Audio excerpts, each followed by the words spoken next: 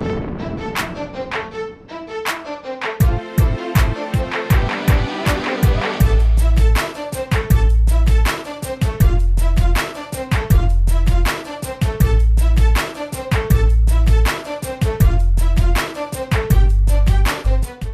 I'm Brian Cannone. Thank you for visiting fitnessatlantic.com. And this video I'd like to present to you and talk about goal setting. Goal setting as a competitor, someone who does fitness shows, bodybuilding shows and figure bikini, and you want to look forward.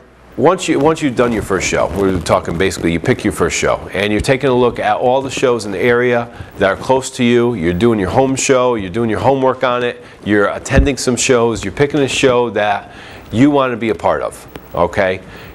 You start doing shows over and over. You start to collect titles. You start to find that you want to make this a career. Now you have to really set yourself up with goal setting. Knowing what you're doing. Are you just doing the same shows over and over again that you already won? I think that's great if you're doing the same shows to defend your title and it's doing things for you. Bringing more and more exposure to you. More and more people learn who you are at that level. We're talking about more advanced level. It's not just the beginner novice level now. We're talking about you're more advanced. You've been doing this for a while and now you want to know, where am I going with this?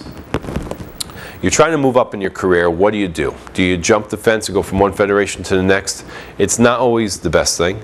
Do you become a professional and stick it out with one federation that you only want to compete with?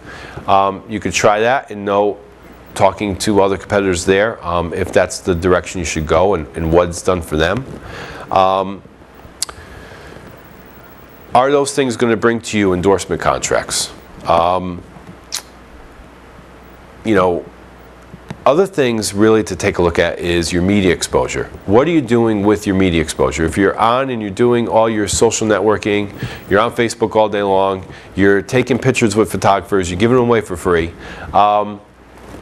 where is it getting you? What's the next level for people to go?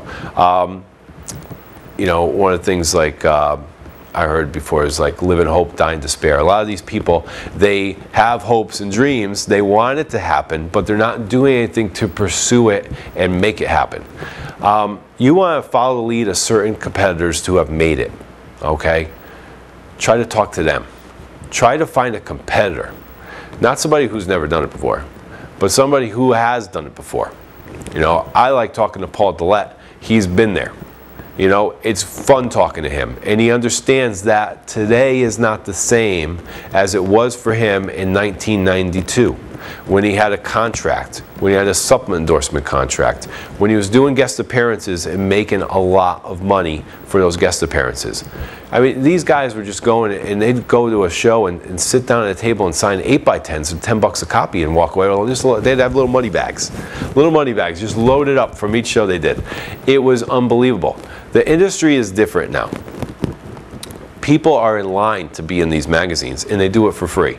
People are in line to get supplement endorsement contracts that are just paid for in product, just so that they get their airfare paid for to go to a big show and stand at a booth, and either if it's a girl, a sports bra, or a guy, a tight shirt, and just pass out little samples. You know, you want to look at things and say, what's going to be my step to make it big, to make a career out of this? One show to the next, title after title, isn't always the right direction to go. I always suggest to people that they do videos, that they do workout videos, that they write articles, that they submit those articles to different people.